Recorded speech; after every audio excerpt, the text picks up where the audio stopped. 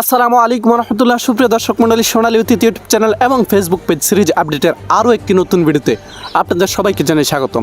সুপ্রিয় দর্শক মণ্ডলী, আজকের ভিডিওতে একাধিক দুঃসংবাদ দিব এবং ভিডিওর শেষে ওই যে গত 120 নম্বর ভলিউমের প্রথম ট্রেলার নিয়ে বানানো ভিডিওতে যে বলেছিলাম একটা সারপ্রাইজ আছে, সেই সারপ্রাইজটা আপনাদের সামনে উন্মোচন করব। আর হ্যাঁ, দুঃসংবাদটি কিন্তু অবশ্যই গুরুত্বপূর্ণ, কারণ আজকের ভিডিওতে যে দুঃসংবাদের কথা বলতেছি এইটা এ সপ্তাহে কুরুলুস আসবে কিনা এই বিষয়ে তো দর্শক বুঝতে পারতেছেন ভিডিওটা কতটা গুরুত্বপূর্ণ।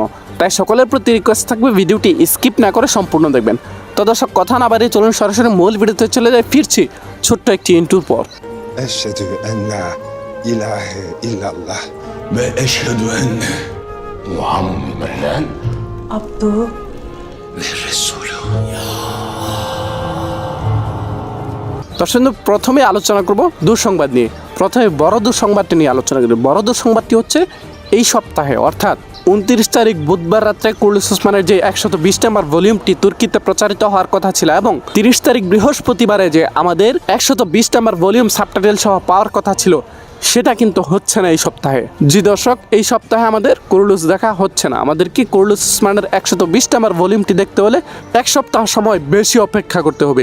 এর কারণ হচ্ছে বুধবার রাত্রে যখন কুরুলুস ওসমানটি প্রচারিত হওয়ার কথা ছিল তুর্কিতে, ঠিক তখনই তুরস্কের প্রেসিডেন্ট রজব তাইব এরদোগানের একটি বক্তব্য রয়েছে, আর সেই বক্তব্যটি লাইভ প্রচারিত করা হবে কুরুলুস ওসমান যেই চ্যানেলে লাইভ প্রচারিত হয় অর্থাৎ এটিভি, সেই এটিভিতে কুরুলুস ওসমানের সময়ে তুরস্কের প্রেসিডেন্ট রজব তাইব এরদোগানের বক্তব্যটি লাইভ প্রচারিত করা হবে। আর একই সময়ে তো দুইটা অনুষ্ঠান সম্প্রচার করা সম্ভব না, তাই স্বাভাবিকভাবেই কুরুলুস ওসমানকে এক সপ্তাহ পিছিয়ে দেওয়া হয়েছে এবং এই সপ্তাহে প্রেসিডেন্ট এরদোগানের বক্তব্যকে লাইভ সম্প্রচার করা হবে এটিভিতে। এবং যতটুকু আপডেট আছে সেই আপডেট অনুযায়ী প্রেসিডেন্টের বক্তব্যটি 1 ঘন্টা দীর্ঘায়িত হবে এবং 1 ঘন্টা পরে যখন প্রেসিডেন্টের বক্তব্য শেষ হয়ে যাবে তখন এটিভিতে গত এক সপ্তাহ পূর্বে 119 নম্বর ভলিউম যেটা প্রচারিত হয়ে গিয়েছিল, যেটা আমরা অলরেডি দেখে ফেলেছি, সেই ভলিউমটাকেই আবারও পুনরায় সম্প্রচার করা হবে এটিভিতে।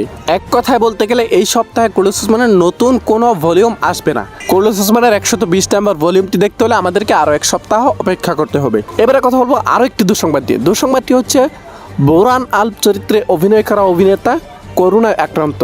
জি দর্শক, বোরান আল্প চরিত্রে অভিনয় করা অভিনেতা করোনায় আক্রান্ত এবং তিনি সবার কাছে দোয়া চেয়েছেন। সবাই ওনার জন্য দোয়া করবেন, আল্লাহ তাআলা যেন ওনাকে পরিপূর্ণ সুস্থতা দান করেন এবং খুবই দ্রুত। নিঃসন্দেহে কুরুলুস প্রেমীদের জন্য এই দুইটা আপডেটই বিশাল বড় দুঃসংবাদ।